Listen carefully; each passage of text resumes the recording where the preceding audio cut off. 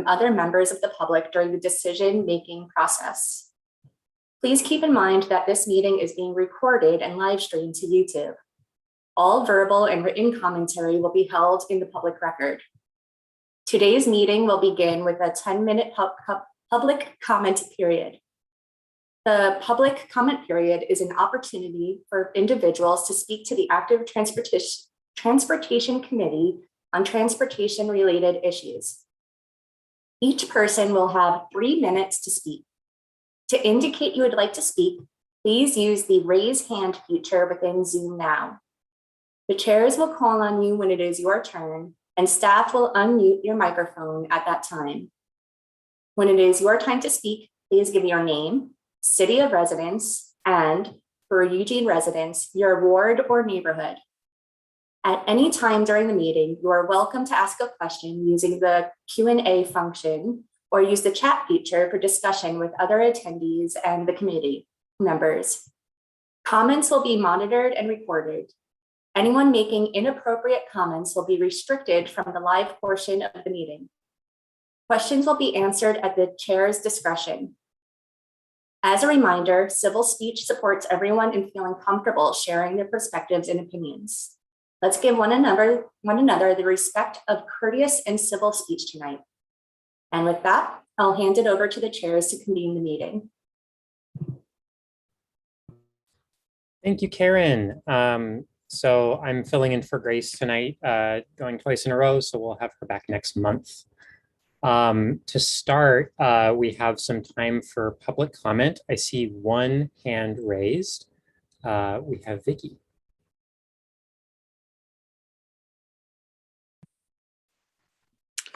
Hi, I'm Vicki Mello. I'm in Ward 4 in Eugene. And I thank you all for all of the work you do on the committee. I really appreciate it. And staff, you guys are all doing a wonderful job. But I'm going to comment again about speeds on the bike paths. I was participated in some of the Riverfest events, both in Springfield and in Eugene. And some of the tables that I was at, bike riders actually came up and commented about how fast bikes are going, and even the electric hoverboards and such. So I'm just wondering if there's a possibility down the road that the transportation department and Parks and Open Space could find some kind of funding to do some enforcement along the paths. Some of the paths have motorized vehicles that are gasoline powered, which I think is against all park rules, and no matter what park you're in. And it just seems like the people that I spoke with that were on bikes felt intimidated at times. And so I'm hoping that something besides a little bit more enforcement, and I know that costs money, but I hope that we can get a better handle on it sooner than later. So thanks for your consideration, and that's all I have to say.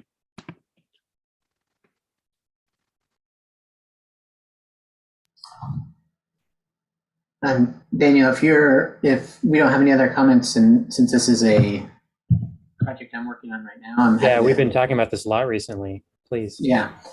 Yeah, and I think, as part of the Path Etiquette campaign work that we've done, this is definitely something we've heard a lot about. One of the reasons we started the campaign, and it's one of the reasons that we were out there to just sort of get a better feel for people's experiences. We are still planning projects again in this month throughout September, including some speed monitoring that we're going to be doing to actually capture some data. And then we plan to make some recommendations on actions for going forward. And some of that could be some type of enforcement, but certainly some more education outreach and soft enforcement to really help spread that word about what is and what is not allowed on the paths.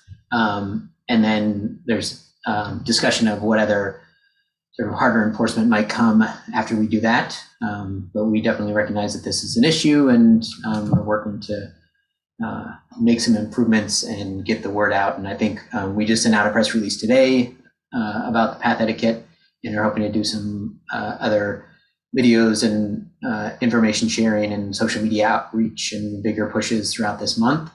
And I think it's one of these campaigns that we know are going to be recurring, but we want to do a big push now. And then, this along with our 20 is Plenty and our Every Corner is a Crosswalk and Eye to Eye campaigns will be things that, we'll rotate through in our transportation options work. But we didn't have a path etiquette campaign. Now we do, and we're just working to refine it.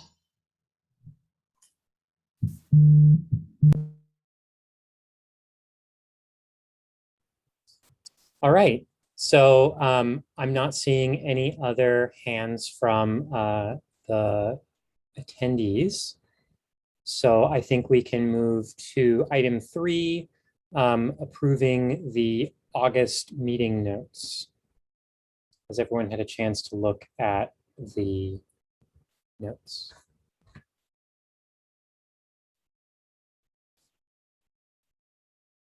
Can I hear a motion in a second? I'll move to approve them. All in favor?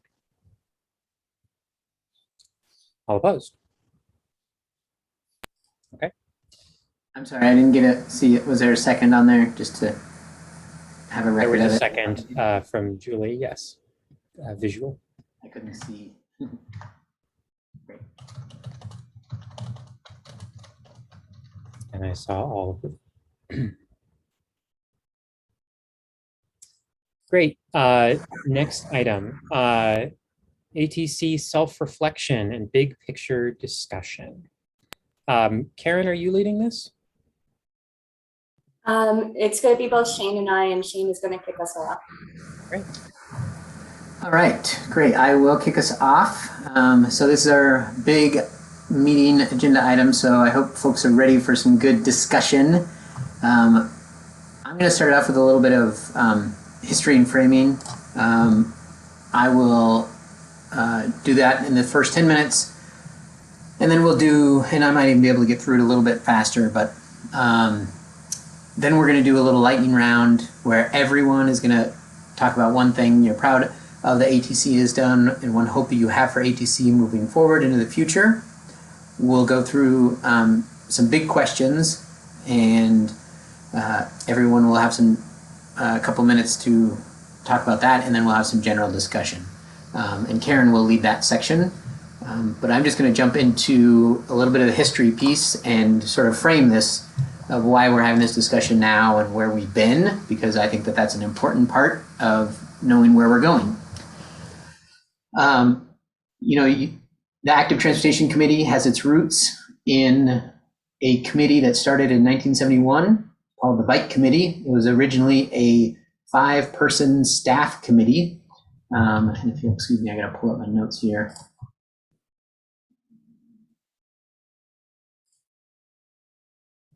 Oh, looks like my notes aren't on the second page. So, but it's a 5-person staff committee that eventually, after a few months, drew in 5 members of the public. And that bike committee really helped to form a lot of the bike master plan that was created. I just wanted to point people to the bike history page that we have and the bicycles in cities documents that are on there that were published in 1981. A really great historical piece to look back on and understand a little bit of our history of infrastructure and how things happened. So I highly encourage everyone to read that. But I also wanted to just talk about this timeline really quick. So as I mentioned, it was started in 1970, this committee, bike committee, and the city council had requested it. They were nudged by a mayor who himself was a bicyclist.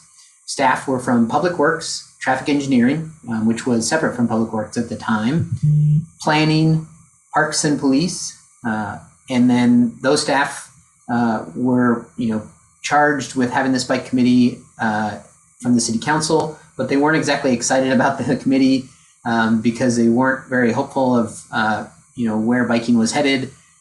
They were mostly even then pretty auto oriented in what they were doing, but they were charged with thinking differently.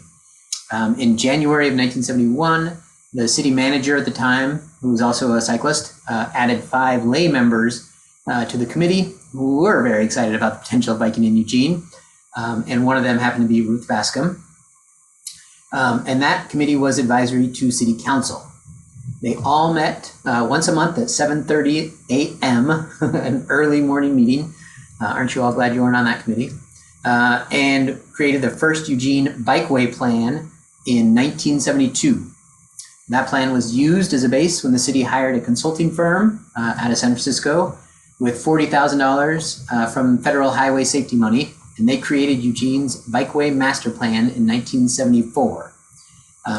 The city hired our first bicycle coordinator in 1975, and that helped to facilitate the staff citizen meetings and work on implementation of the plan. So it's interesting to see, some of the similarities to what we're doing here again and still. I am not sure yet when the bicycle committee was stopped, but sometime in the late 80s or early 90s, I know that all city committees were halted because of concerns around staff time. And then over the years, committees have been added back into citizen committees with staff support. But the city did host the Eugene Bicycle Coalition meetings when they formed in the mid-90s. But it wasn't until 2006 that things started to pick back up after the first Walking and Biking Summit. And 2008 was a key year for the recent history of active transportation in Eugene. So I'll just highlight, in this timeline, the groups that were founded in 91, 94, 95. Trans Plan was adopted, a very infrastructure-based plan in 2001. The Ruth Bascom path was getting built throughout this time, and I do have a timeline after this I'll share really briefly that is the infrastructure timeline that shows sort of when things were built. But the Riverbank path was dedicated in 2003. And then in 2006, that first Eugene Walking and Biking Summit really kicked off a lot of activity. And as you can see in 2008, and I've added something else to this date, in 2008, Gears and EVC merged as an organization. And so EVC sort of fell away and Gears became not only a recreation group, but a little bit of advocacy as well. The Safe Routes to School program started, Bicycle Pedestrian Strategic Plan was adopted, and BPAC started to meet.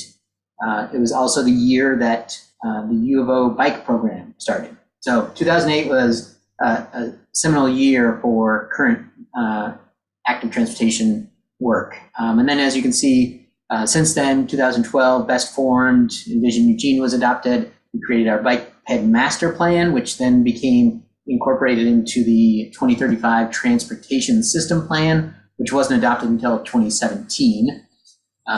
When Move Huge was also adopted, our current active transportation strategic plan, Vision Zero in 2015. And then in 2018, after a feasibility study back in 2015, we also launched Bike Share. And we are here in 2021, and we are about to turn the corner on another chapter in active transportation in Eugene. As you can see out there is our 2035 goal of tripling active transportation. And, a lot has happened. And as we wrap up this overview, I'll just show you that quick glimpse of the infrastructure piece, just so you can see LTD Otson Footbridge was built in 1970. A side note, 13th Avenue closing on campus also happened in 1970. Well, the first closure that students put up barricades for during some protests. I don't think it actually closed until about right before the mall closed. But some interesting, things that have been built throughout time. You can notice from 1986 to 2000, there wasn't a lot that I have on here, so I'm hoping to gather some more information about what, if anything, was really done infrastructure-wise in the 90s. But we've had some interesting bigger projects happen, and I put one out there that is also, I think, a really important one. Besides the 13th Avenue Protected Bikeway in 2020, we have the High Street and 8th Avenue Protected Bikeways coming up around the corner. So I hope to refine this one a little bit more, but it was just kind of fun to share that timeline. All right, so I want to make sure, I think, so just that general framing of, where we come from, I just want to highlight that this committee is in a sort of a time of transition, just as a lot of things are with COVID, as we certainly are on our team with some staff turning over. I think that there's a really incredible opportunity with what's happening in our community. And I think that having this conversation now is really a kickoff of some larger community conversations that are going to be happening over the coming year and can really hopefully push us into an exciting time into the next few years, and sort of thinking about what our next active transportation strategic plan will be and what ATC's role will be in that and in this community timeline. So Karen, I'll hand it over to you for the next portion. Thanks, Shane. So we're going to start with our lightning round. We have 2 questions for each of you. I will call on you each in alphabetical order by your first name. So you have a little time to think if you haven't already. But the 2 questions are: one thing you're proud of that the ATC has done in general, it doesn't have to be within your term, and one hope you have for the ATC moving forward into the future. So we will start with Alan. Okay. My first thing that came to my mind was a number of years ago when the former traffic engineer for the city of Eugene left his post, and the city was looking for a new traffic engineer, and the Active Transportation Committee wanted to ensure that the person who was hired really had an understanding of the city's commitment to active transportation. So we wrote a letter to staff to help ensure that the hiring process included criteria that emphasized a candidate who had those kinds of outlook. And I think that was successful, and we ended up with a really great traffic engineer. So that's the first thing that came to my mind. And do I answer the second question now, or I do? Okay. So what am I hoping for? Well, it's probably what I've always been hoping for, which is a connection of major infrastructure for active transportation so that we really have a viable network that's safe for people of all ages.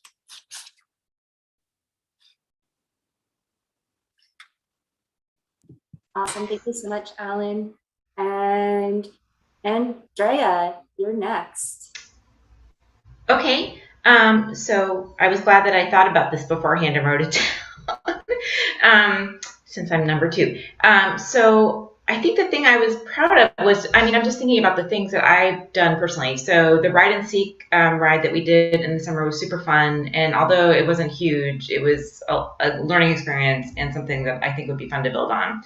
And the thing that I really would like to see us doing is something we're talking about doing with Sarah Mazey and Safe Routes, which is the walking school bus. And so I feel like if we can make that happen, I'll be really, really happy and feel like I've done something. Thank you so much, Andrea. I think I'm next. Oh, did I skip over you, Anne? You kind of jumped around in my queue. No, I think you're right. I think one thing I've been excited to see having only been part of ATC for a few months, is all the questions that everyone asks, kind of challenging and pushing and trying to support staff. I think that's one thing I'm hoping to do more of, is be able to support staff with especially data. So we've talked about with the infrastructure committee, and hopefully I'll talk about next week, which is, can we evaluate projects and see what's working, what's not? And so we can provide more resources going forward to keep pushing the community in the way I know all of us want to see.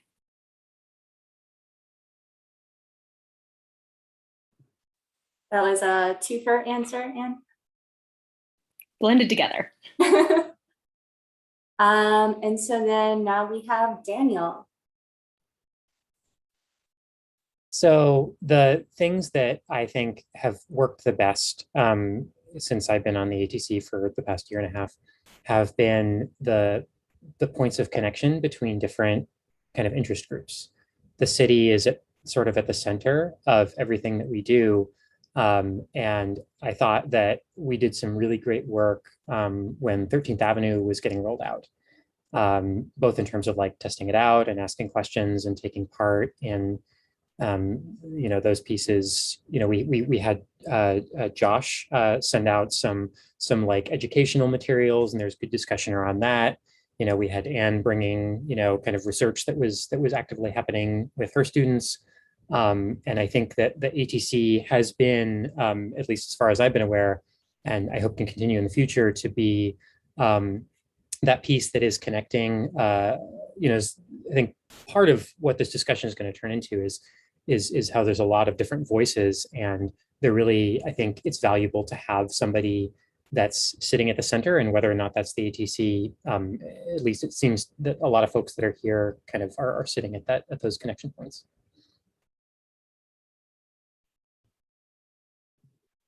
Thank you so much, Daniel. Josh, you're up. I actually pre-wrote my comments, but they're along the same lines. So what I have observed ATC doing is serving as a resource where people can come and express their problems or things that they find great about bicycling or active transportation in general in Eugene. And then on the flip side of that, there's this group of people who have all gotten really educated on the way projects work or a specific project and can share that information back out. As awesome as that is, my hope for the future would be to see more of that or more focused aspects of that. I think a lot about High Street Bikeway, and I'm glad that's happening, but sort of the way that project almost didn't, and where ATC could have been more valuable to that project rollout.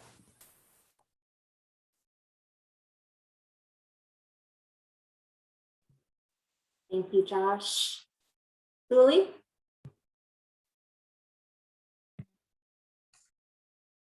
Well, there's quite a learning curve for some of us, me, on ATC, and just understanding how things happen and how stuff gets built and how change gets done.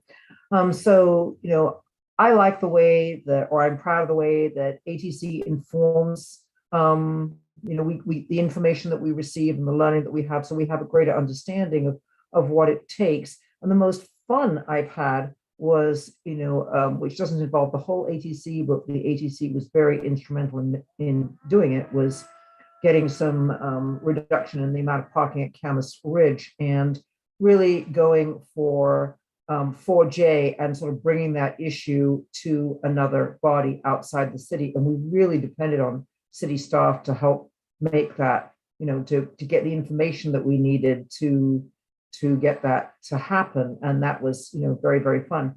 And for the future, I'd like to see, honestly, more activism. There's more pressure on city council, more connecting the dots with CAP 2.0, and really giving city council and the decision makers some of the political cover it takes by advocacy and speaking up to make the hard decisions that absolutely have to get made if we're really going to have that percentage of our trips made by active transportation. It's going to make hard decisions on their parts, and they need that cover to do it and that motivation. So that's my big wish.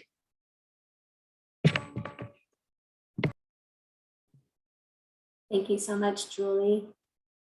Mary? Yeah, the things I've liked most are the subcommittee work. I think has been really rewarding. All the different things we've done. The thing that strikes me as sort of the most what I understand ATC to be, as far as a sounding board for staff.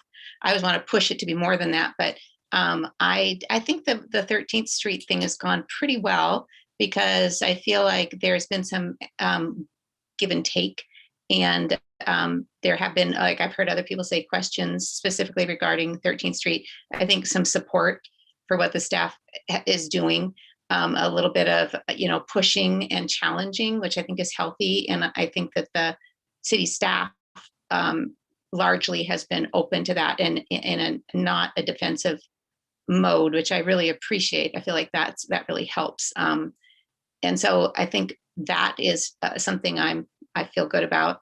And then as far as getting better, I think we could do a better job at tracking some of our projects, because I think we lose a lot of threads, or I feel like we get halfway someplace. And then I'm sort of like, what happened to that? And I think it's because we're volunteers and we don't have anybody paid, but I think we could be stronger if we had better, I think I've got a few ideas about how to make those threads a little stronger, and also closing communication loops with like our commenters, our public commenters, and that kind of thing.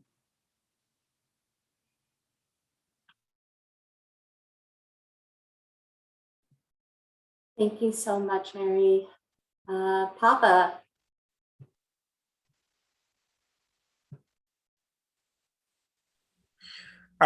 Yes, I've been on the Transportation Committee just for a short while, but I think that I appreciated the most about the Transportation Committee was that when we volunteered for Bikes for Kids.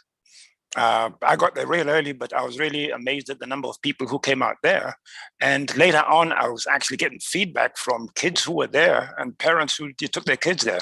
So I really thought that was great. Going forward, my main interest really, what I'd like the committee to do would be to try and create the bicycle paths, which are in areas where people don't have them, that are low-income areas, and try and put some kind of bicycle transportation areas over there. So, excuse me a minute.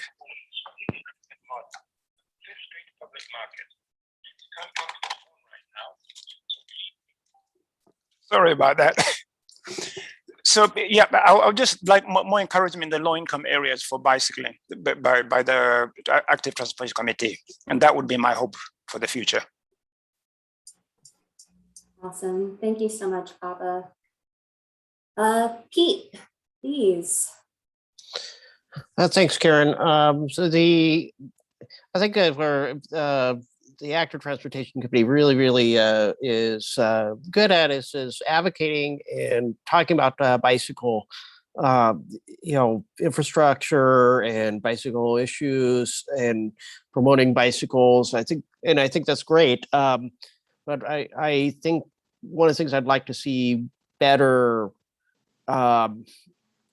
promoted is pedestrians. I get.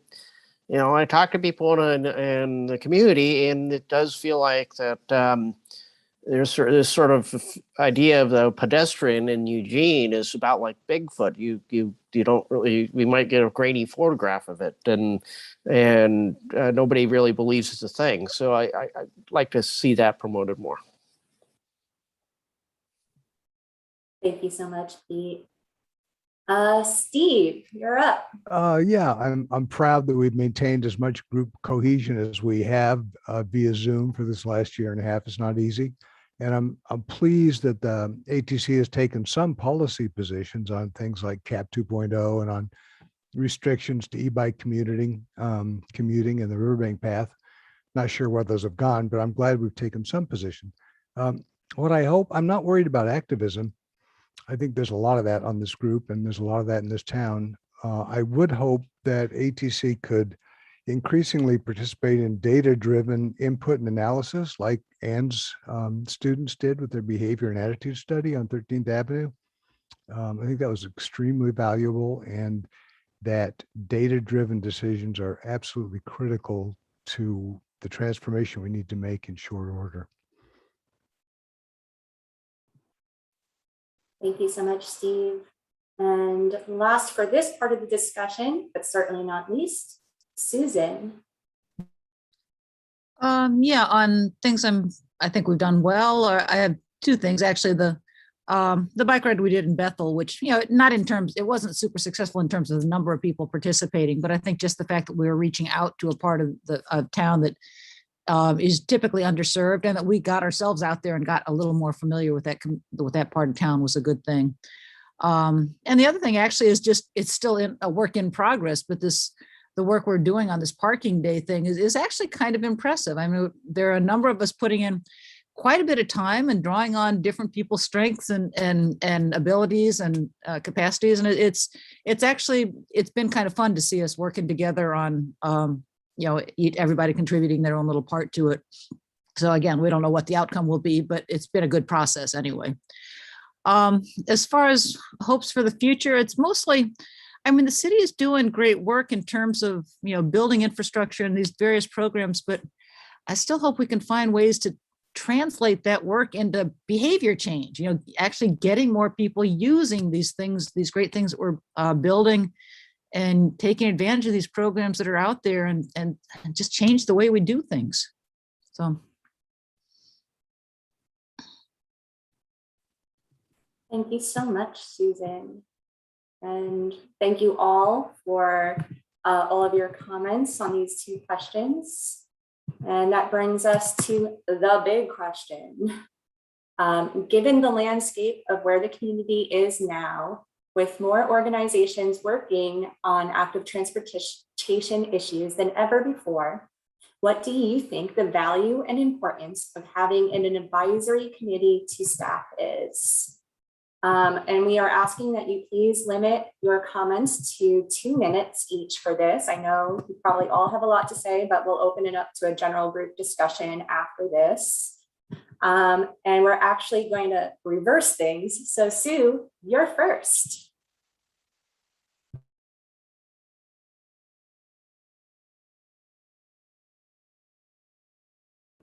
And Sue is muted. I was hoping you could give us a little background more of just as far as more organizations working on active transportation issues.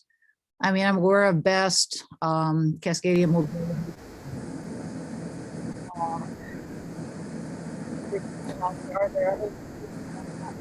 You're kind of going in and out there. We lost your audio a bit, Sue, but I can answer that.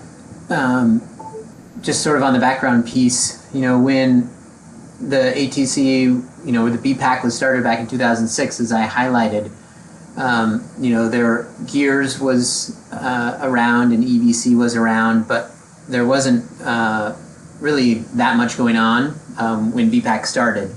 Now, I think the landscape has really changed. I think that, between Cascadia Mobility, Safe Routes to School, the U of O bike program, U of O transportation department now being the transportation department and actually have an active transportation staff, our staffing focus on transportation options and how that's increasing. There's just been a lot of change in who's working on these kinds of projects and programs. There's still, BEST is still a broad transportation. Hold on. I understand people are getting static, so give me 1 second here. Let me try one thing.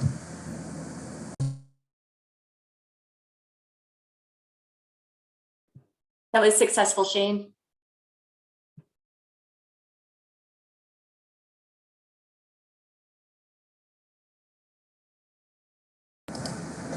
Yeah, so it seems like, there we go.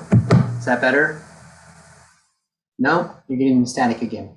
All right, let me. No, we're good, we're good, Shane. Whatever you're doing, keep at it. That worked? Okay. All right. Yeah, so that's what I'm, I think what we were trying to get to is that, the landscape has changed in that there's more people doing this work. And I think BEST is one of those examples of an organization that now has staff working on these kinds of projects that just weren't there before. Yes, there's more that could be done.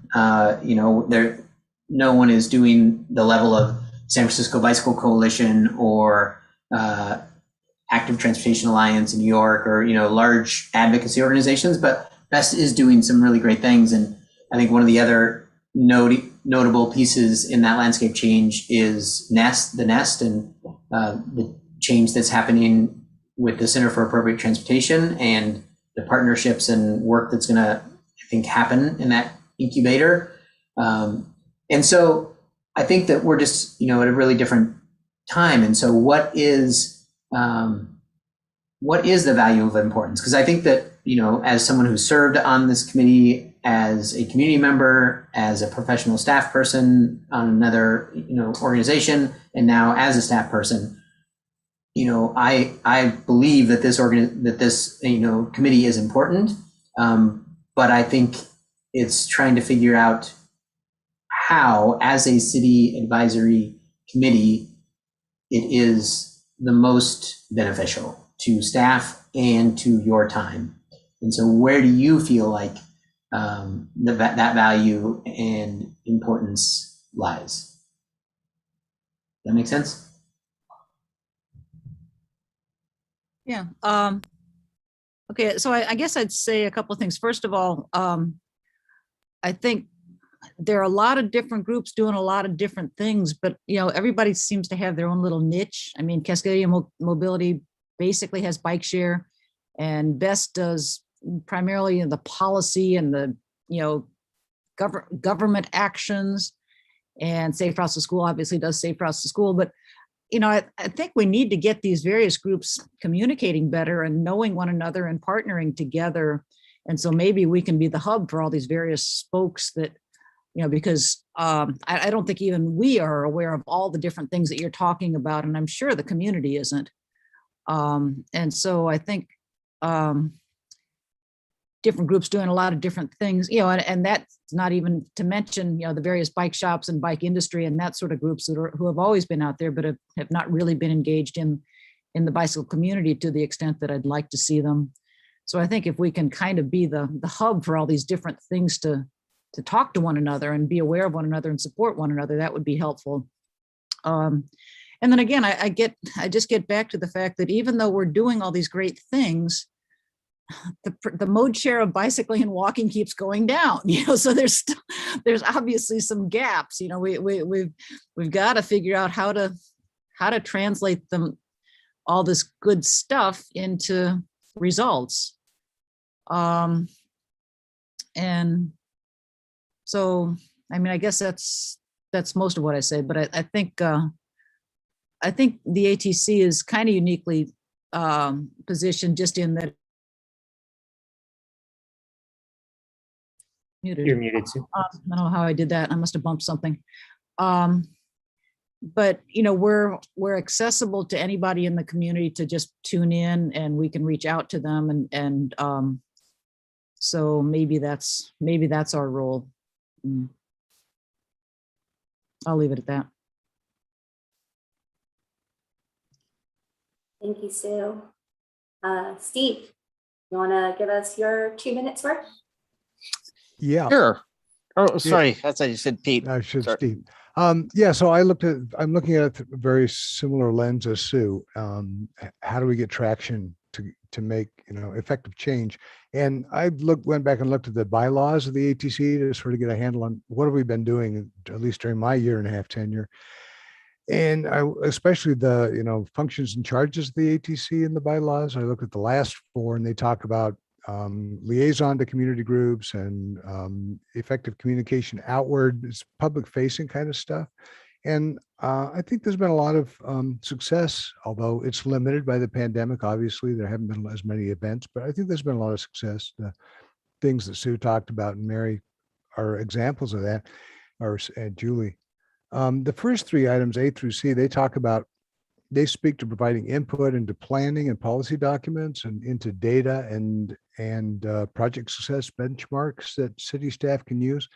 I feel like that's been very limited in the last year and a half. Although we talk a lot about projects, I think the opportunity to really input back to staff about those things has been very, very limited, especially in the subcommittee format. And I think maybe the advisory role of ATC needs to be thought about, formalized a little bit more. Maybe the work plan function that's talked about for the liaison staff member is a way to get at that. I think work plans can be very useful. It works very well, in my observation, for BPAC in Springfield. So that's really worth looking at, I think. And for recruitment, I'd suggest not, as well as biking and pedestrian advocates, might be a good idea to look for people, recruit people in marketing background or change management background, or even people that are experienced in launching new businesses. Because, engineers will find an engineering solution, but unless you have people that are experienced in onboarding the public and getting people to adopt these changes, it doesn't do a lot of good. So to Sue's point, behavior change is a function I would think about recruiting for.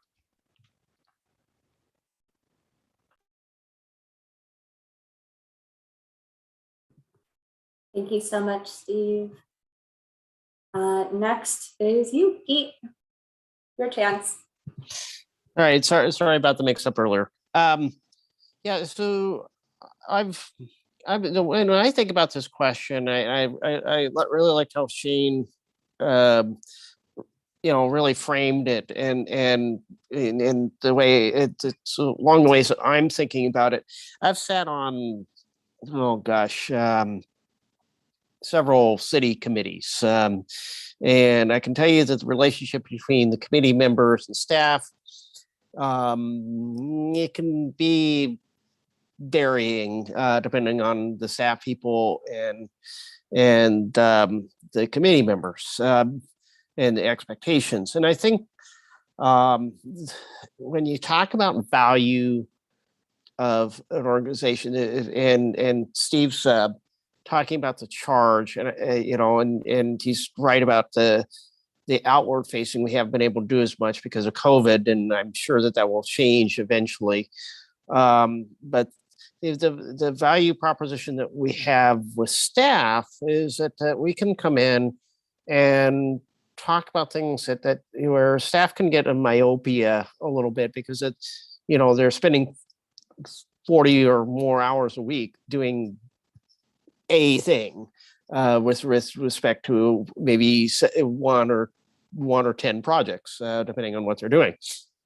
So we can come in and say, hey, have you thought of this? And I think that's having that layperson perspective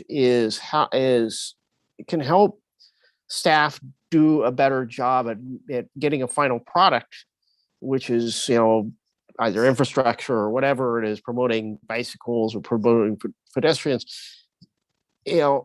because they get a fresh perspective on things. And I think that's one of the really important things, is that relationship between staff and people in the outside world, as it were. And I will say that that this committee has pretty good responsive staff. I've seen others where not as much.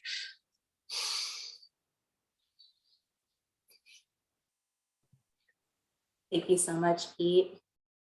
Papa, we would love to hear your 2 minutes worth. I don't think I've really been on the committee long enough to really get the feel of how everything works. But one thing I'll have to say, in terms of value, I think any committee that provides outside eyes, outside ears, and input is important to the people that they're working with. And so in that sense, I think it's very important that something like this should continue. But also at the same time, maybe there should be more feedback to the committee from the members who are actually doing these jobs, because like Steve was saying, okay, you guys work on this 40 hours a week, and we come and just give our comments. Yeah, and it might rub you the wrong way, but if we better understood, then we might be able to actually participate better. So yeah, that's my 2 cents.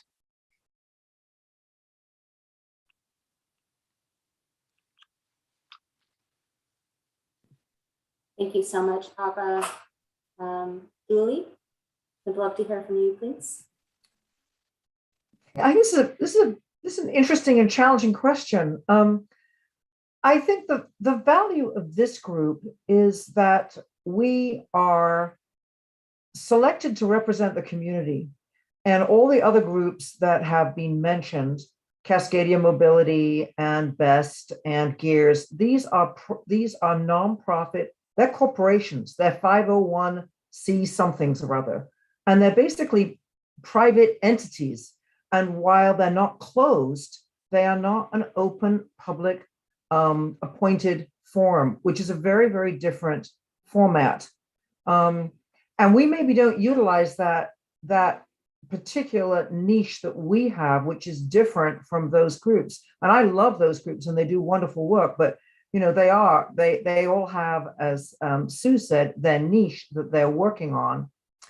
And they play very valuable roles, but we are the one group that is open to the public, where anyone in the community can tune into this meeting and speak to us or come to us. And I think that's something that we could really build on perhaps in the future. We're not that well known, we're not that out there. So that's one piece I think that is very, very unique. And I think that, we do have a very good relationship with staff, and I really value that. And I think staff could utilize us a little more is when there are stuck places. And, an issue that occurs to me is, getting a two-way bike lane where there is business opposition.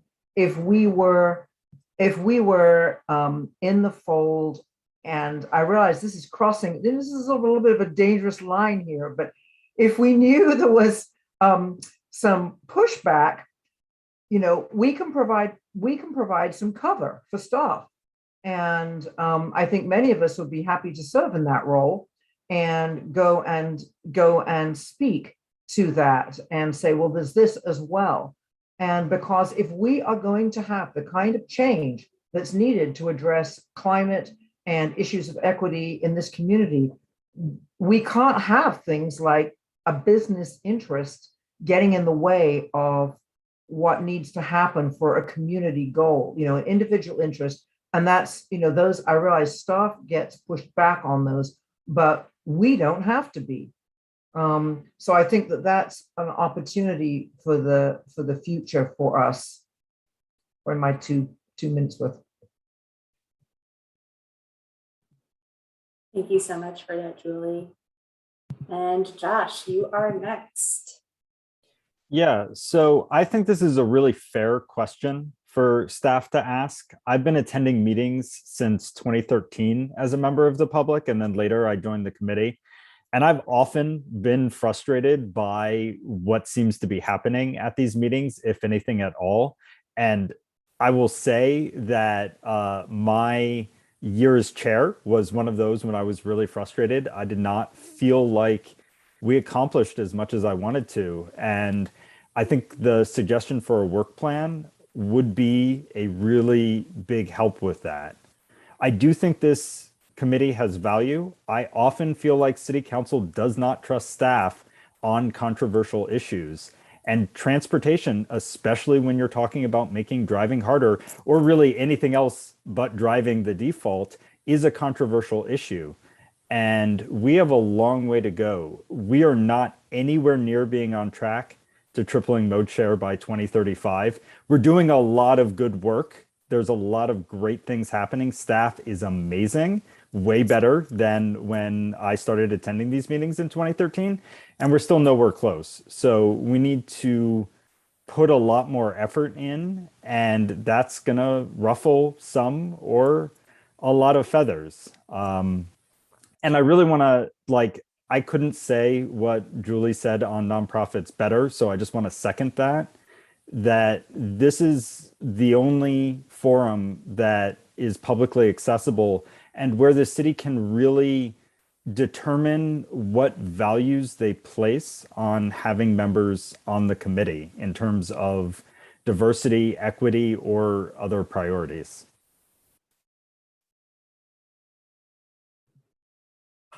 Thank you so much, Josh.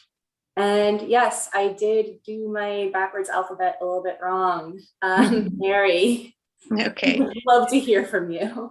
thank you. So I think it's valuable. I'd like to hear from staff if they think it's still valuable. But I do think we need to have that questioning from the public, which we represent, and the cover and support, I think, is really important. The challenging, I would hope that the staff having to present it to us, their ideas to us and through us, would lend them some clarity in their thinking and would make them stronger. That would be a hope that I would have. And I also, tangentially but important, I think that we are an educated portion of the public, and we can go out and be ambassadors and speak up for active transportation. I've made a lot of connections since joining this committee, and have worked with lots of different organizations, which has been great. And all the people here too are really dynamos. We show up for events, and so.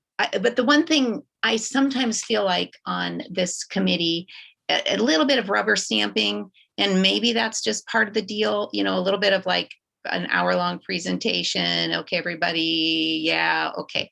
And it doesn't feel as dynamic as I would like it to be. I would like to see perhaps our facilitators be involved with more active agenda setting, so that we can say, hey, this is what we're interested in. And, so I know there's got to be some back and forth with that, because there are certain things that I guess the staff just needs to run through us, but I do not really have any interest in being a rubber stamp or a check mark that we've, yes, we've done this thing that we have to do.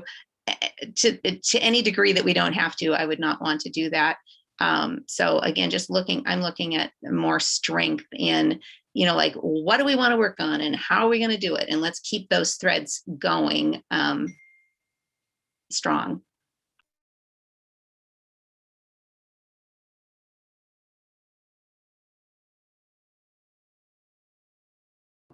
Thank you so much, Mary. And if I'm getting my backwards alphabet right and going back in the line correctly, I believe, Daniel, you are next. Yeah.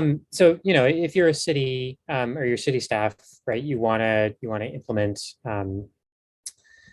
programs, and you want to do so informed by the public. And it seems that there's no other group that is well positioned to there's no other group that is as well positioned to basically go and actually gather that data from people. Obviously, there's folks here that are representative of a lot of those different groups, and I think that's a good thing. I think that more of that work can and should be done. End of the year last year, we took time to go and reach out to all of the different neighborhood councils and try and get folks, more diverse membership on the ATC. And I'd like to see us do that even earlier this year for 2022. And insofar as we are hearing from staff about projects, I would disagree with Mary that we rubber stamp, because when we get those projects like 13th Avenue or Franklin, those conversations are not simple, right?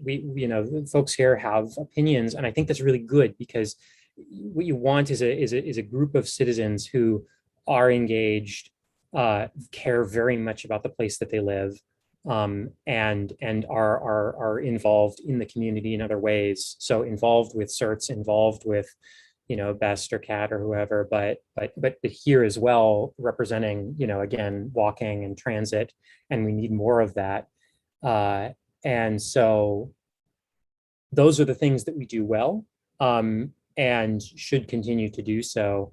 but yeah, I think if anything, kind of going forward, what is the value of importance having the advisory committee? Yeah, is doing that, being as representative as possible, but also I think more importantly, dealing with the issues, kind of as they come up. So when, there's people running reds on 13th, okay, what's going on there? What's the psychology like? Who's using it? What are the issues? And having people who are willing to think deeply and not just throw out a very, a gut reaction like the vast majority of people on, if your default connection is social media, then you're setting yourself up to fail because that is not a good way of communicating with the public. And so barring those kinds of things, public meetings and this is doing that.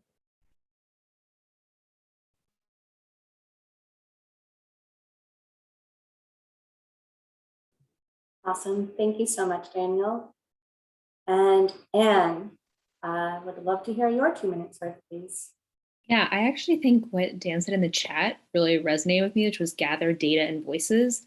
I thought that was such a nice way of summarizing what I think a lot of us have been talking about, and I certainly feel as well, which is thinking of us as this forum or this convener of both groups like BEST and other transportation advocates around Eugene, also the public, and being a place where we can talk, people can talk to each other, but also we hear issues from all those different groups and bring them here and identify the big questions, identify, is it a corridor? Is it a question about, are businesses getting pushback about, say, turning a parking space into a bike lane? Can we replicate studies that have been done elsewhere about how much people spend at businesses by mode? So we can say, like, well, look, bikers, spend a lot of money at businesses too. So can we use this group to, bring voices together, identify the questions and issues before us, and then use also our resources to go out and measure those and then bring it back to help, help staff push for different solutions. And I think in terms of, I think Josh made the point about a lot of these issues are controversial. And when we do want more mode split, one thing is that, cars and bikes, something has to give. And so I really thought that Camas Ridge, for example, was really inspiring. And can we tackle more projects that maybe aren't necessarily biking, walking, but that have huge impacts for biking and walking, like parking? And maybe that's a place also for us to bring voices together and bring a lot of voices to, say, city council, who might just hear from a small group of really vocal people, whereas there's actually a lot of support for some of these issues. So can we play some kind of role in that as well?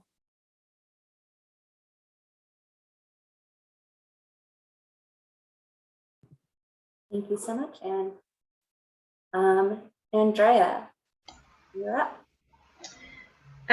Yeah, so I think just for me personally, after living in a much, much bigger, urban place, getting to come someplace like this where you can join a committee and be part of the voice that makes change, I think it's has been a really powerful experience for me.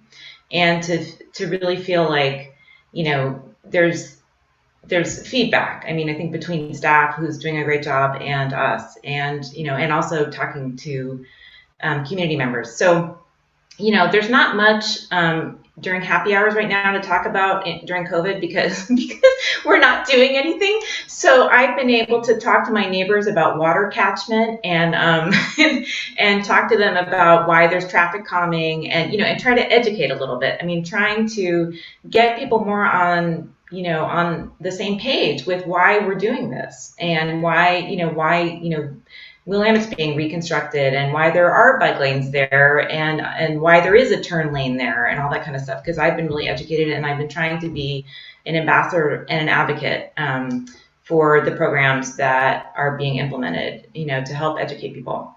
And that's obviously a really small scale, but I think it probably helps a little bit. And at the same time, I feel like I've been able to get a lot of insights from people that have lived in Eugene for a long time. Change is hard. And so to get insights about why people are frustrated and to understand, maybe what things we can help staff understand that maybe they need to tweak or make a little bit more comfortable for people so that they can make that change. So anyway, I just feel like we're unique in the way that we aren't hired by Beth. We're not an employee. We're just ambassadors and advocates in the community.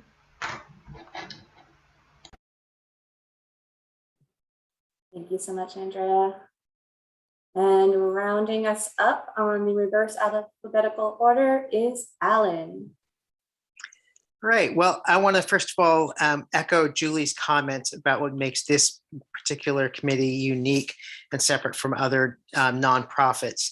And in addition, one of the things that staff has done historically is made sure that we represent a geographic spread across the city, and also it has made an effort to create other kinds of balance, gender balance on the committee, ethnic or racial background, so forth, to make this a more diverse committee. And that's not necessarily the case with other nonprofits. So I value that tremendously. And I want to specifically say that we've had a lot of value in providing feedback related to the bond measure. And I'm just going to give a shout out to Reed Dunbar, because he has brought numerous questions to the committee at large, as well as the infrastructure subcommittee over the years, asking our opinion. And we've given some very specific feedback at times, which he and other staff often take it to heart and implement that. So I've seen the results of our feedback. It doesn't always get accepted, but a lot of the time it does, and I appreciate that. And the same is true to maybe a lesser extent with policies, because policies are usually ultimately adopted by council and kind of get filtered through different levels. But another example was the transportation system plan, where the committee looked at in much greater depth at specific locations to include on the map of overall the projects that would be desired in the next 20 years, probably a lot more so than at public information gathering events. So a lot of those are codified now in that TSP. A couple of ways in which the committee, I think, could be more valuable in relating or advising staff is to include other members of staff. And we've talked about this sometime, that sometimes having engineering staff at ATC meetings would be particularly useful, because sometimes they don't understand the needs of pedestrians and bicyclists, and are just designing projects. And maybe sometimes in the past we've had people representing the police department or other agencies or departments. So that's something that would probably involve more coordination between the committee chairs and the staff liaison to the committee, to ensure that the proper staff are at the meetings, depending on the agenda.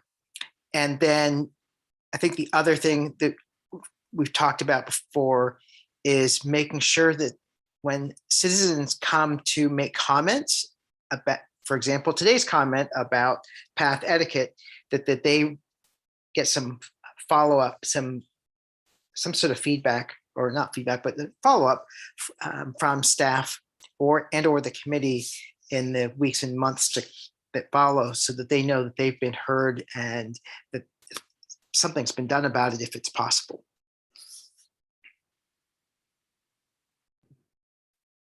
Thank you so much, everyone.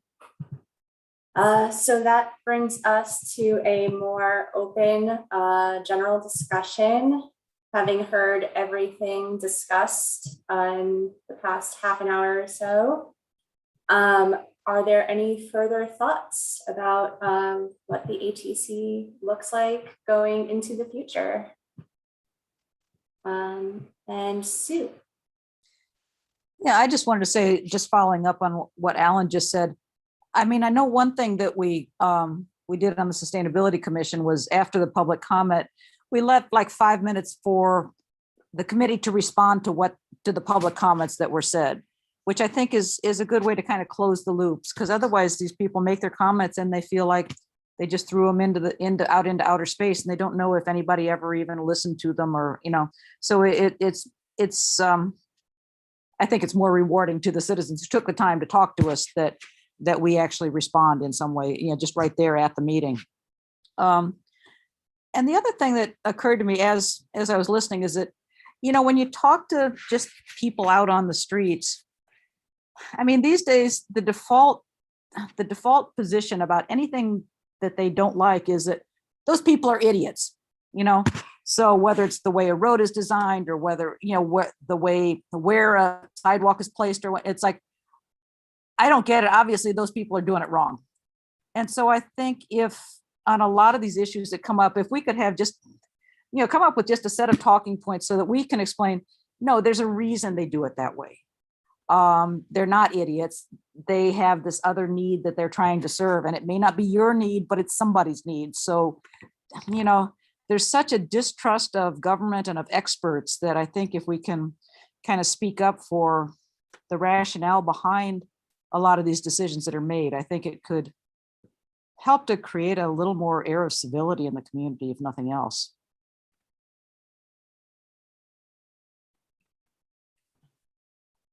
Thank you so much, Sue. Julie?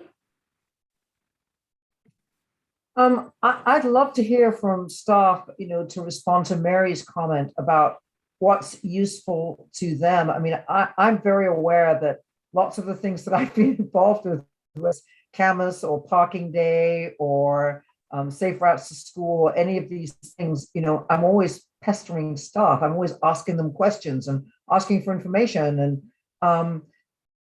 And I'm very aware that takes time, that is, that they have jobs to do. So how, I just like some words from staff, I think, about what is useful to them and where those kind of lines are, so that, you don't become kind of our volunteers for our interests and enthusiasms.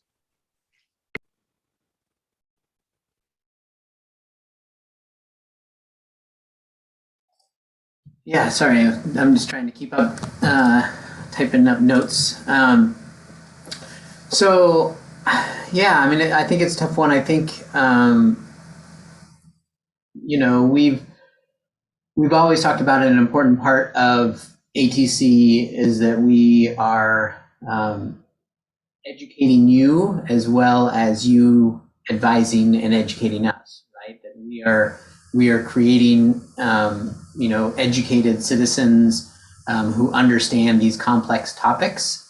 And so that while you're on ATC, you can make informed decisions and discussions and input.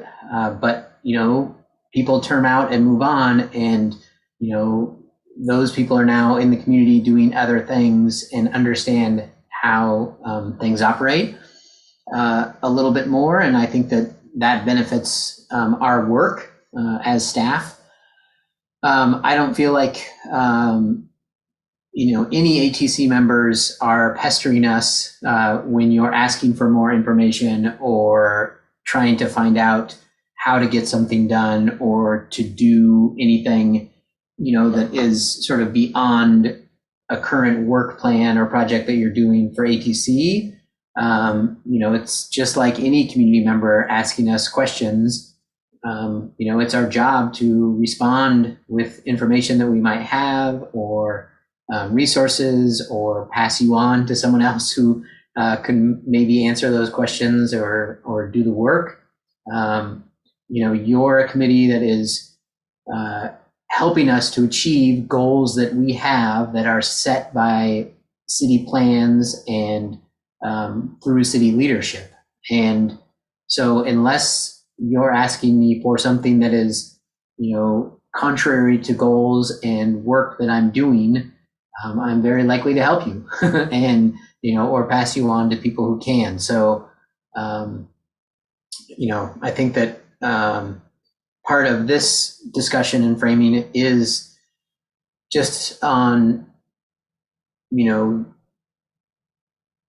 the BPAC and ATC and the bike committee, from the very beginning, had certain purposes and goals and sort of a frame of and a sort of environment that they were working in. And that environment in the 1970s was very clear. And I was making a note at one point, and I was like, reference the history, because there was clearly pushback of staff when some of the first bike lanes were going in and parking removal was happening. And the bike committee was an essential piece of sort of gathering data and doing that work. So if you have a chance to read sort of about the committee, and sort of look at even back then, that the committee, I think, was working on how to be that advisory to staff, but also that outreach to the community that's really needed to educate and gather data and do those things. I really liked the sort of point that I don't think had really coalesced before, when I think it was Julie that talked about the hub, or maybe that was Mary, the hub and the spokes, and sort of the potential of ATC really helping to facilitate all these other organizations and nonprofits. And that's an intriguing idea to me, but open to hearing more discussion around this too.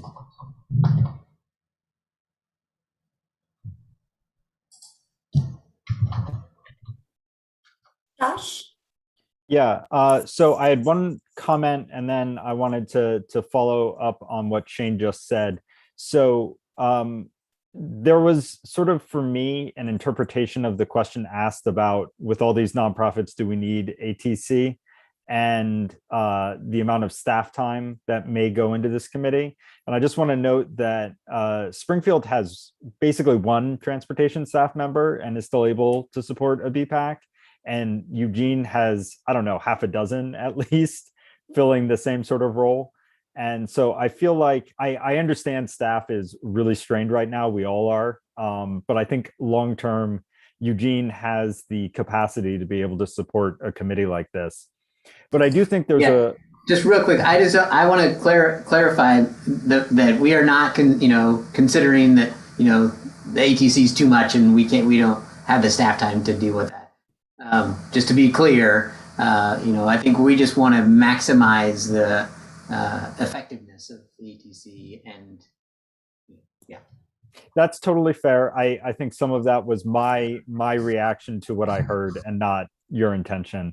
But I do think there's an excellent question here about the structure and formation of this committee.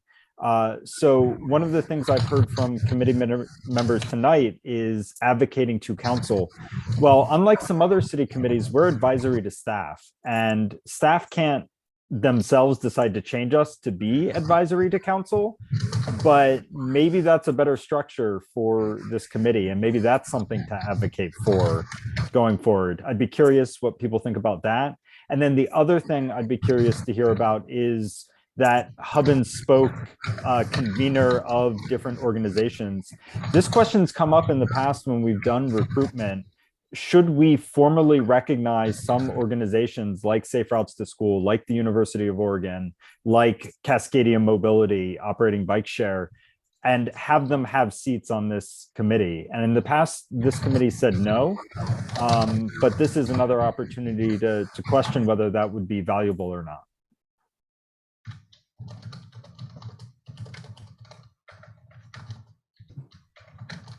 Thank you so much, Josh. Steve, I see your hand. Yeah, it's interesting point, Josh, in that BPAC, as you probably know, those members are appointed by city council, not by the staff. And so that certainly makes for a different relationship, an entirely different role. It might be worth exploring with BPAC and see how do they experience that difference.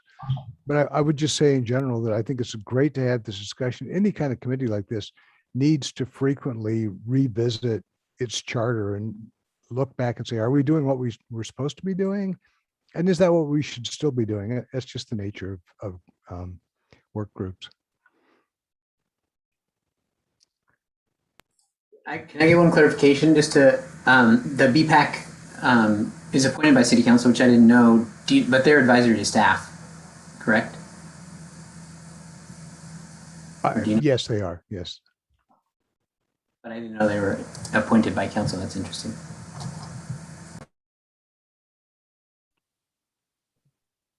Mary, I see your hand.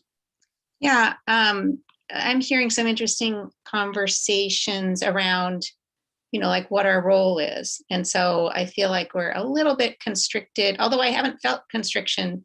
Honestly, I feel like we've been able to flex, a little bit on subcommittees or, delighted by how much, anyway, but as far as if you look at those, what do you call it? The thing that was written that tells us what to the bylaws and things. I feel like there's definitely some constriction there.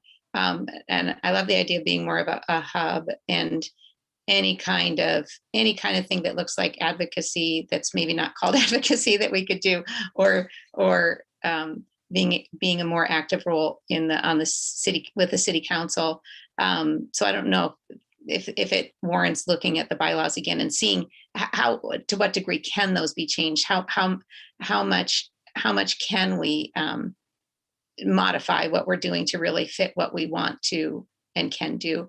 And I wanted to go back to the rubber stamping comment because I don't feel like it's all rubber stamping at all. I feel like there's a lot of substantive things, but there have been times on a 2-hour meeting when I feel like, oh, we're spending like an hour on this, but we really, I guess priorities, and the amount of time that's spent. And sometimes I feel like it is like we're just receiving information and maybe we're being educated, I might be a little harsh there, but I just think that, like what we're the committee, they're the staff, like, yes, we want you to work on this. They have to say to us and we have to say, but this is what we want to work on. And this is how much time we want to spend on it. So, and I think that they give us that empowerment, in some ways to do that. And I'm, again, just looking for how can we expand that, prioritizing and figuring out what we really want to spend our time on. Yeah, and to the agenda issue as well, Mary. So staff does, kind of present a draft agenda to Grace and I every month, and we, there's sometimes when there's actual discussion about it, and if there were things that we wanted to add, that has always happened.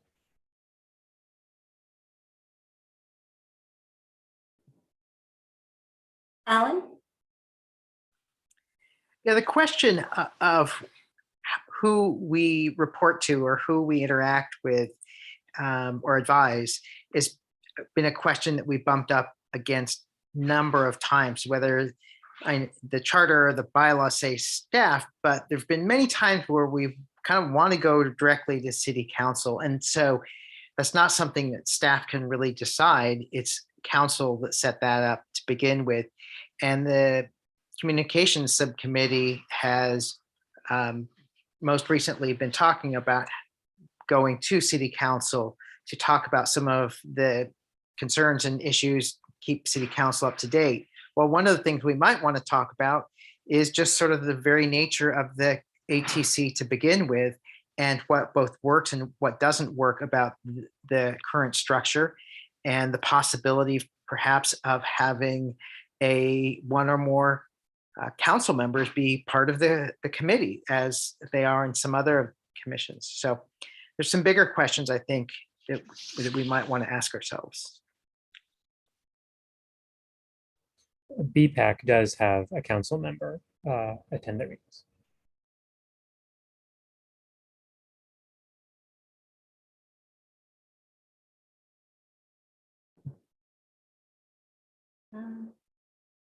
We still have a little bit more time. Any burning desires out there?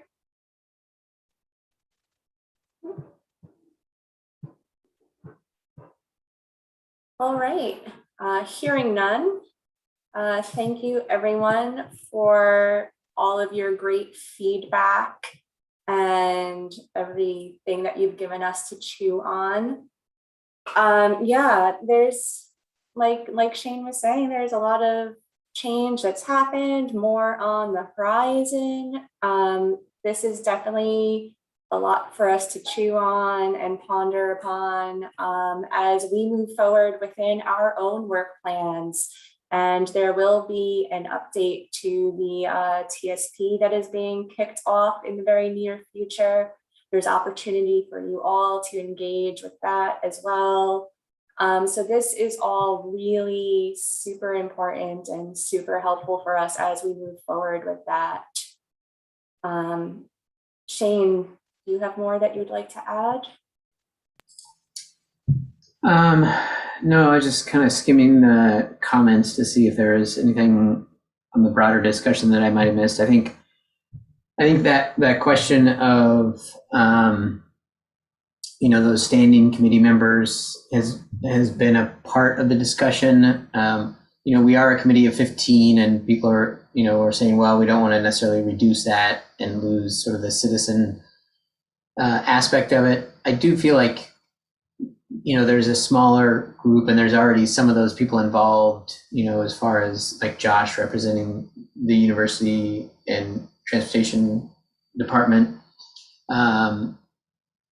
And we've had, Safe House School on before. And, I think with 15, that's a pretty large number. And if, 4 of those were standing members, or even 5, that would still be 5 of these set members and 10 from the community, which would be, pretty large group. But we've had that many members on before. And the original bike committee was 5 members plus 5 staff. And I will note that original committee was 5 different department representatives. So I think that is an interesting part of the discussion as well, of who's here and the need to have other staff members at other, important meetings. And I think, I want to see that happen more too. Just figuring out how to make that happen and be a part of the ATC work. And then finally, a question that Mary asked about, will there be a new city bike coordinator? I don't think we'll necessarily have a bicycle pedestrian coordinator. We may have an active transportation coordinator, but I'm not sure that's part of our overarching sort of work plan that will happen over the next few months, and for Rob to determine as a supervisor with the team sort of what our structure might look like. I think that there's a little bit of shuffling that's going to happen without that position, and just some other reorganization. I think that, currently Karen is the staff liaison, and, that might shift to, something in transportation options or whatever structure we come into. But we definitely, recognize the importance of ATC, and will incorporate that into not only a work plan, but in our structure of who you interact with and how. Yeah.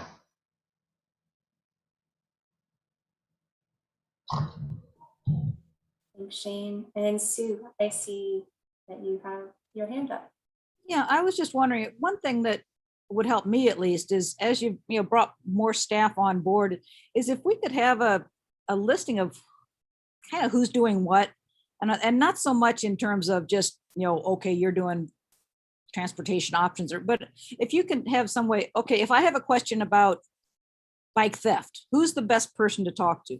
If I have a question about safety, who should I talk to? If it's something about the condition of a particular bike path, or if it's somebody trying to learn to navigate, who's the best person to talk to on these various things? Because I slightly know who everybody is, but I really don't know how you've got responsibilities divvied up and that sort of thing. So I don't necessarily know who to address. Yeah, no, I think that's a really good point. I think that we've had, with Lee as the bicycle pedestrian coordinator for many years, he was sort of the go-to who could then, send you to the right person. And now I think that's a little bit unclear. And I think part of our restructuring, we'll definitely take that into consideration and figure out how to make that more clear. That's a good point.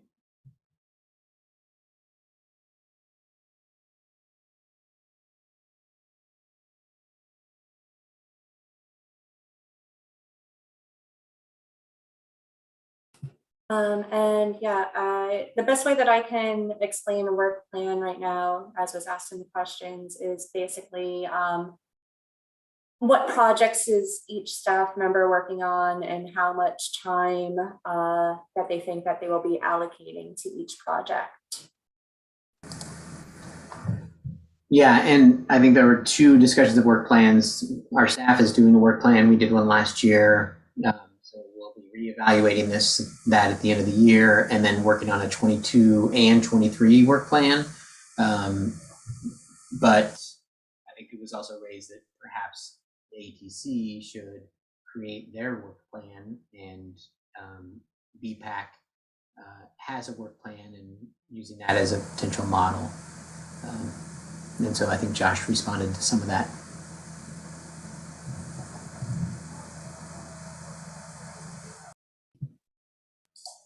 Yeah, and I'm definitely an advocate of creating a work plan, and if that's something that people are interested in, I think for me it's sort of, I have 2 thoughts on that, and that one is, yes, maybe ATC needs a work plan, but then we also have the active transportation strategic plan that, we did the original one in 2008, and then we did one in 2000. To look back at my timeline again, we started it in like 2015, but it went from 2017 to 2021, and that sort of set the agenda for all of our strategies, and some of the work of what ATC was going to do was in there. But I think, tying this into a lot of those pieces that you all talked about too with other nonprofits, when we did those plans originally, it was to try to frame what we needed and where we were going. And we've accomplished a lot of those things, from bike share to safe routes to school to, advocacy organizations to, different pieces of that we have actually completed. But how does,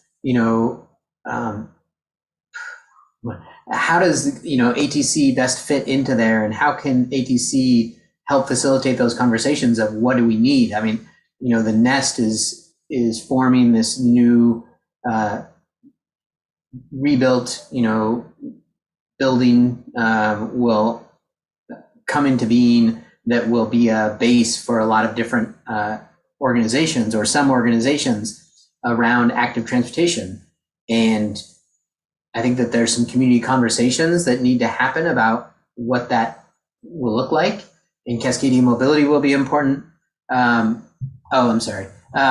So the Nest is the building at 455 West First, which is where CAT has been housed for the last 29 years, and that nonprofit is dissolving, and the building is being donated to BEST, Better Eugene Springfield Transportation. And so BEST is creating this Nest, which will be a new home for Cascadia Mobility, who has taken over valet bike parking and will also be doing other things there.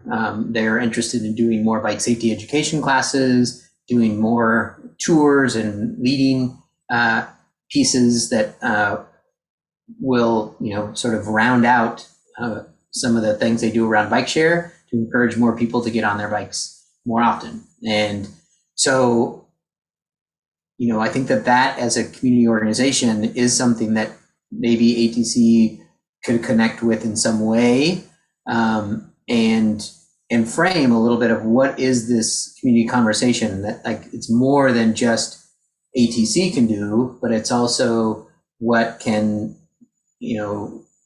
and should,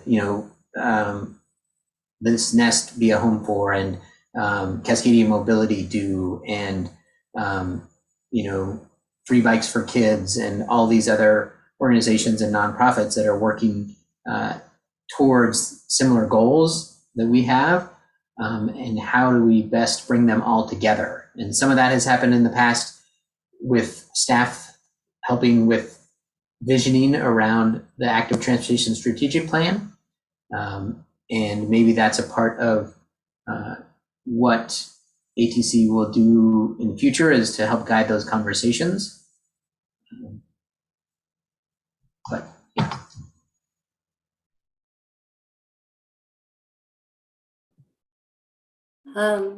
Steve? Yeah, I just thought I'd throw my 2 cents in. Mary asked a very good question of what is a work plan?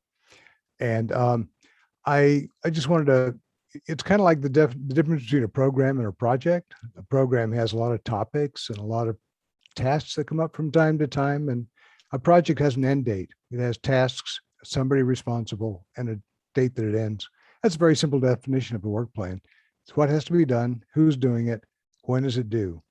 And it really makes a remarkable difference to look at tasks, to look at projects in that way versus in terms of topics. I guess that's it.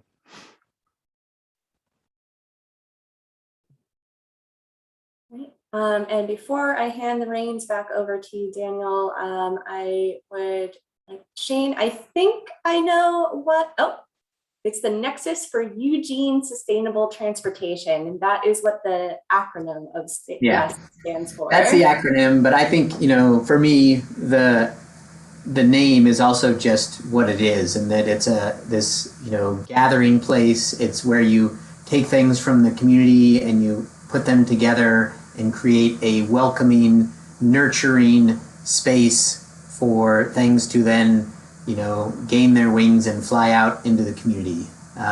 So I think that, to me, it's that creating a homey space that feels comfortable for anyone to come to, and that's inviting and is really collaborative. And I think Best is doing some really great work in visioning of sort of what would be included in that. And Lindsay Arkfeld from who is a former director of Peace Health Rides, she is working with Best as a consultant to help guide the conversation. And I know that she has ATC members on her list to talk to about the nest.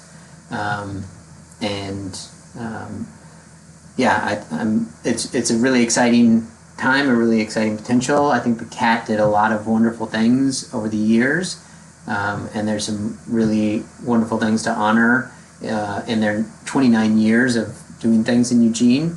But sort of in that rounding the corner, we're at a new stage and a new time, and I think that there's some exciting things that can happen there with where we are with a lot of different projects and programs. Awesome.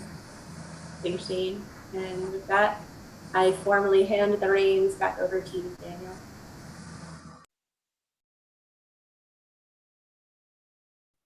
Great. So in our last little bit of time here, let's do our subcommittee reports. Do we have a representative from the infrastructure subcommittee? Did you all meet this month? Sorry, Josh. I feel like we should have, but We meet maybe it's next week. We meet the Great. second Tuesday of each month, so it's coming up. Tricky this month. Perfect. Sue, you were going to talk about programs? Is that correct? Yeah, at this point, we're sort of all about parking day, which will be a week from tomorrow. And hopefully you'll start seeing more information about it. But basically we will be set up in front of Palace Bakery, which is at 842 Pearl Street. So it's, if you knew it as Full City, Full City is now part of Palace Bakery. And the idea is we're going to take over a parking space or two, and basically, use some artwork and some free snacks, and try to engage people in. The theme is "This land is your land," and the idea is this is public space. It's being used now to store automobiles. Is that the best use of our public space? Are there other things that we could do better So it's, hopefully we're going to engage some people in some conversation and have some fun as well. And that's proven to be very time consuming. Otherwise, we are moving forward a little bit with the idea of a walk audit at North Eugene High School. And that's basically what we're doing. So, but yeah, I encourage any of you to come and spend as much of the day on the 17th, that Friday, as you can at our display, and talking to us and talking to anybody who stops by, and have some fun. And I'm going to talk about programs, communications. So the biggest thing was kind of inspired by the conversation that we had last week. Cass made a comment about there not being a lot of motivation at the council level to make some of these things we were talking about happen. And that was kind of a wake-up call for me, and I think of a couple of other folks. And at our meeting, we discussed ways of basically started formulating a plan for going and actually going and listening and giving regular testimony at City Council, not only when there are things that are relevant to the work that we do, but also just in general to kind of keep the ball moving. We had pedestrian die on 11th downtown a couple weeks ago. And, we need to make sure that this stuff is front and center. So yeah, what that looks like is probably keeping active tabs on, what's happening on the agendas, and then trying and not only just bringing, ATC members, because, we don't want to just be, the people showing up week after week. We want to try and bring in more community members, especially when there's something targeted. So for High Street, I can imagine trying to get other folks who live and are going to be using that infrastructure every day to come and talk. So yeah, that piece. We talked a little bit about fighting misinformation on social media platforms, which is an ongoing conversation. And then also just more ways of getting feedback from diverse citizens. So other ways to get folks from regions of Eugene that we don't normally hear from, beyond having events, trying to get them, first of all, to join the ATC, but also when we have projects in other parts of the city. I guess Infrastructure Subcommittee talked about a project in Bethel, and we didn't really have anybody who had any knowledge. So yeah, that's what we're doing. And that's the subcommittee reports. So finally, we have information share and project updates. Do we have any project updates from staff? I did not come with any preparation on project updates, and I'm trying to, so I'm just trying to think really quick about where some things are. I do know on my side, a couple of my projects, I have now a project manager for a Safe Routes to School Bethel project that we are hoping to get installed in this coming year. And then the Howard project won't happen until the next year, but we are planning some community outreach over this fall around that Howard project. And then the Beltline Bridge, we're expecting the report in October from our consultant. We had a great meeting with EWEB, and there's definitely a lot of, several hurdles and things to overcome with that project. The biggest of which, of course, is funding, but we need to understand that, how big of a hurdle that is. And some of the work we're doing now on the feasibility study is just about, how many lines are we going to have to underground or raise to fit this in, and certain right of ways we have. But that project is slowly moving along.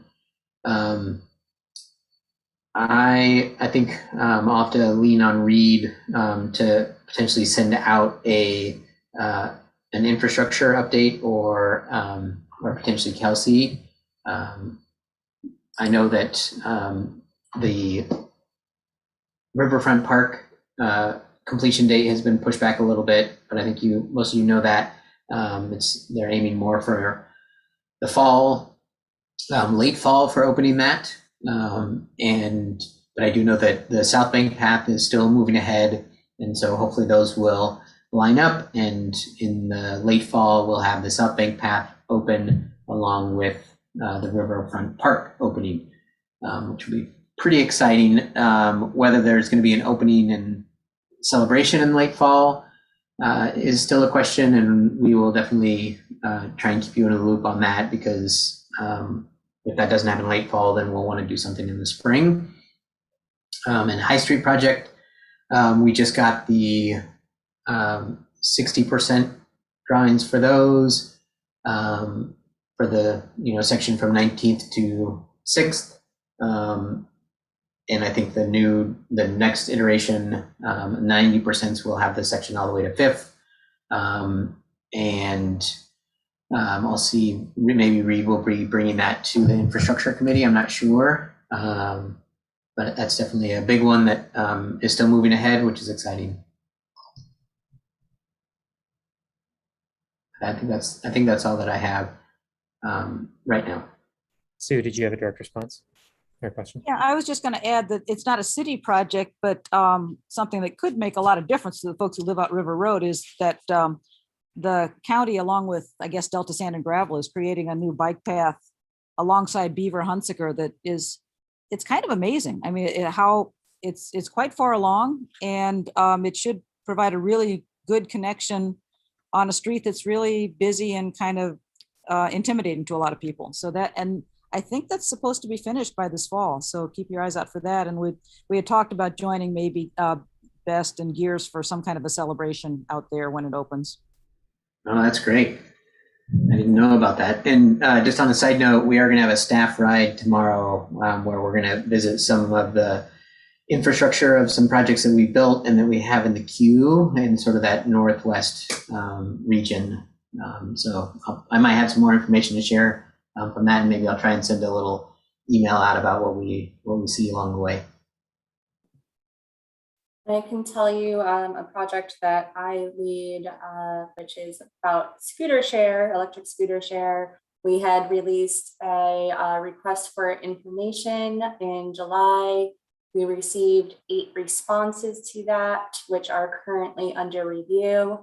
5 people, 4 of which are in this room, are reviewing those proposals, one of which is actually should be in this room, but is absent today. That is, I don't know if I should say who's on the panel, but I'll leave it at that. It is currently under review, and there will be a formal report on that in the future. Josh, you had something? Yeah, so this is not my personal info share, but there's hiring going on regionally. So LCOG has taken over some of the transportation options work that LTD Point to Point was doing. They hired for a position to take on some of that transportation options work, and they hired that person from LTD. So LTD now has an opening for sort of employer transportation support and marketing. And so if you know someone good, please send them LTD's way. They could definitely use some more help. Not that they aren't awesome. It's just, they're low on staff now. So. Mary, is it related to this? No. Okay, great. So any other staff updates? Let's go to information share from the committee. And let's start with Mary. Okay. Info share is Climate Revolutions by Bike has a bike ride on Sunday, and we're calling it the Kids Sports Got It Right Tribute Ride, because I don't know if you've been to Kids Sports, the new Kids Sports on Willamette, but when you go in there, they've got this great throughway from Willamette to, is that Amazon? That's like, just goes like this. And it just says, ride your bike, walk on me, and you can go straight through it. It's not for cars. And they've got a big parking lot, but they do have a lot of bike parking. And so when you go there, it looks to us like they are building for the kind of future that promotes active transportation and invites it.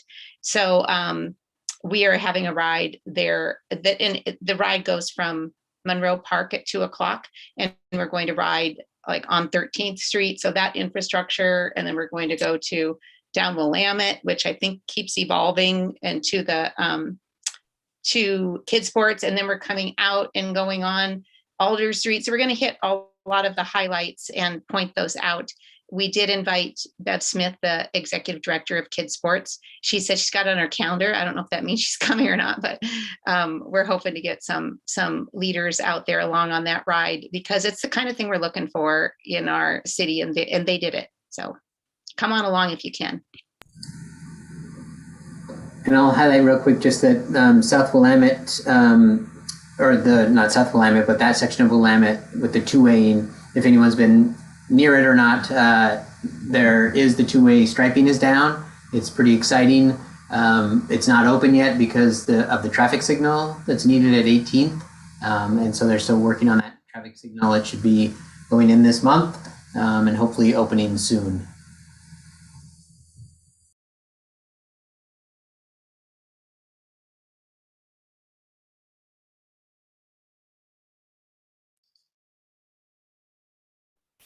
Other updates?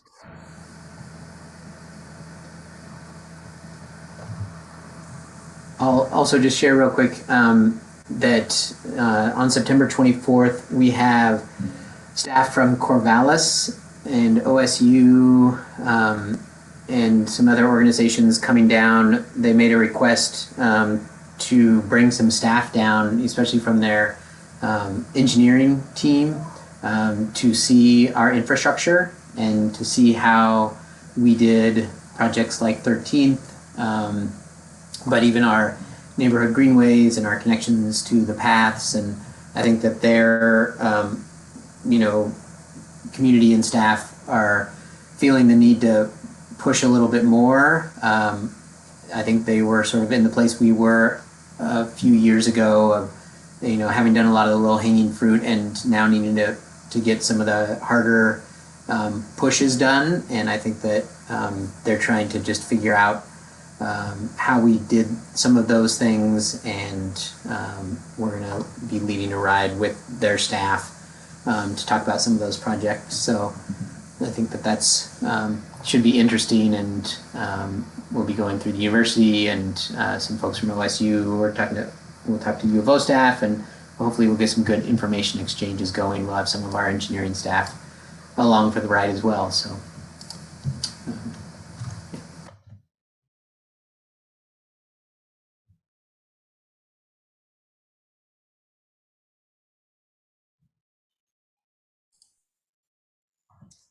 Okay, barring anything else, I think we can adjourn. Thanks everybody for coming, and we'll see you next month. Thanks everyone. Thanks so much for all your comments and input. Seconded. Bye-bye. Thanks. Good night, everyone.